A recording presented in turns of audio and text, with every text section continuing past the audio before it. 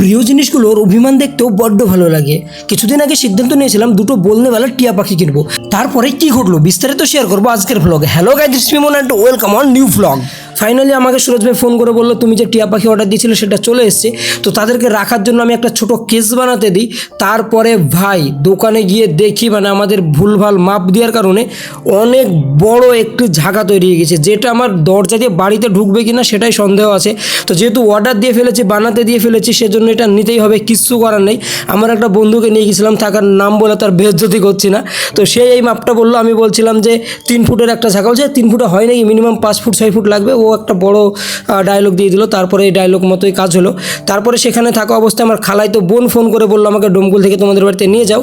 তো তাকে ডোমকুলে নিয়ে আসার পরে আমি দোকানে গিয়ে টিয়া পাখি দুটো নিয়ে আসলাম। তারপরে সে আবার আবদার করে বসলো চলো আমাকে নদীর ধারে একটু ঘুরে নিয়ে এসো। তারপরে আবার ঝাঁকার ওইখান থেকে ফোন করে বললো ভাই তোমার ঝাঁকা বানানো কমপ্লিট হয়ে গেছে, এসে নিয়ে যাও। মানে চারিদিক থেকে কেলামেলা ভেঙে গিয়েছিলো গাইস, মানে এত পরিমাণে ফোন আসছিল। আর মনটা সত্যি খারাপ ছিল, কারণ ঝাঁকাটা যে কাজের জন্য বানাচ্ছিলাম সেই কাজে আমার লাগবেই না। তারপর একটা শায়রি বলছিলাম, বৃষ্টি পড়েছিল তোমার গায়ে ভিজেছিলাম আমি, শুকনো ছিল তোমার চোখ কেঁদেছিলাম আমি। তো তারপরে সেই শায়রি বলার পরে সেখান থেকে চলে আসলাম। তারপর আরিফ ভাই ফোন করে বললো যে তুমি অ্যালবাম বানাতে দিয়েছিলে, অ্যালবাম হয়ে গিয়েছে। এদিকে ক্লায়েন্টও ফোন করে বললো অ্যালবামটা নিয়ে এসো। তারপরে আবার অ্যালবামটা আরিফ ভাইয়ের বাড়ি থেকে নিয়ে এসে আবার ক্লায়েন্টের বাড়ি দিতে গেলাম। মানে ভাই আজকে বলার মতো না, এত পরিমাণে ব্যস্ত যে তোমাদেরকে অন্য কিছু কথাগুলো শেয়ার করবো সেটাও সময় পাচ্ছি না এগুলো বলতেই। তো তোমরা যদি বিয়ে বাড়ি বা বিভিন্ন অনুষ্ঠানে ছবি বা ফটোগ্রাফির কাজ করতে চাও, ছবি ফটোগ্রাফি একই তো, মানে তোমরা ভিডিও বা ফটোগ্রাফির কাজ করাতে চাও তবে কন্ট্যাক্ট করতে পারো এই নাম্বারে।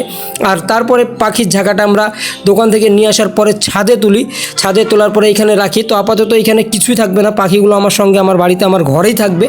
আর ওই যে ঝাঁকাটাতে কী রাখা যায় অবশ্যই তোমরা কমেন্ট করে জানাবে। আর পাখিগুলো থাকবে সবসময় আমার সঙ্গে, এদেরকে আস্তে আস্তে আমি কথা বলা শেখাবো বা আমার সঙ্গে রেখে এদেরকে মানে ফ্রিডম দিব, মানে ও ফ্রি থাকবে, ঝাঁকাতে বন্দি থাকবে না, সেভাবে রাখবো।